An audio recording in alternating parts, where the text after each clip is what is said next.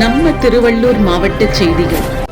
திருவள்ளூர் நாடாளுமன்ற தனி தொகுதி அஇஅதிமுக கூட்டணி தேமுதிக வேட்பாளர் திரு கு. நல்லதம்பி அவர்களுக்கு திருவள்ளூர் ரயில் நிலையம் அருகில் பெரியகுப்பம் பகுதியில் முன்னாள் அமைச்சர், திருவள்ளூர் மேற்கு மாவட்ட செயலாளர் திரு பி. வி. ரமண்ணா அவர்களின் தலைமையில் அஇஅதிமுக தேமுதிக நிர்வாகிகளும் தொண்டர்களும் வாக்கு சேகரித்தனர். செய்தியாளர் எம். பி. ராஜன். நாம் தான் எனக்கு வெற்றி கூட்டணி அன்றே சொன்னார் புரட்சித் தலைவர் எம்ஜிஆர் அவர்கள் இரட்டை உறவை காட்டி, அன்றே சொன்னார் அம்மா புரட்சித் தலைவர் அவர்கள் இரட்டை உறவை காட்டி, இதுதான் வெற்றி கூட்டணி, மெகா கூட்டணி, பாட்சா எல்லாம் எங்ககிட்ட பலிக்காது என்று நாம் சொல்ல வேண்டும். அதே நேரத்தில் இன்றைக்கு புரட்சி தமிழர் அண்ணன் எடப்பாடியார் அவர்கள் சுழன்று அடிக்கிறார். திராவிட முன்னேற்ற கழகத்தை சுற்றி அடிக்கிறார் சட்டமன்றத்தில்.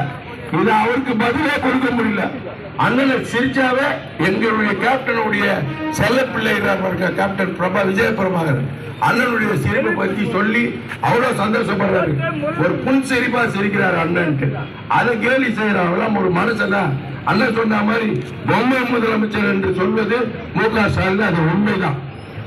ஏன் சொல்றேன்னா, இன்னைக்கு 4 ஆண்டு காலம் பொற்கால ஆட்சியை தந்தவர் அண்ணன் எடப்பாடியார்.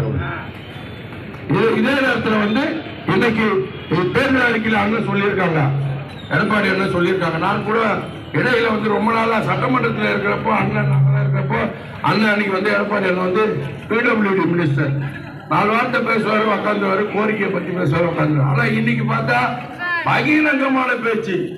புரட்சி தலைவர் எம்ஜிஆர் வழி வந்தவர், புரட்சி தலைவர் அம்மா வழி வந்தவர், சிறப்பான உரையாற்றுகிறார்கள். பொன்மலச்செம்மல் உரையாடியே இருப்பார்கள், புன்சிரிப்போட உரையாற்றுகிறார். அதே போலதான் இன்னைக்கு எங்களுடைய அந்நியார் அவர்களும் சுழற்றி அடித்துக் கொண்டு வருகிறார்கள்.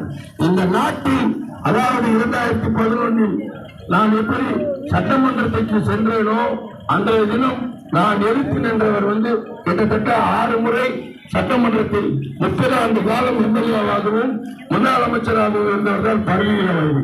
அப்படிப்பட்டவரை தோற்கடிக்கும் தைரியத்தை தந்தவர் புரட்சி கலைஞர் கேப்டனும் புரட்சி தலைவர் அம்மா அவர்கள்.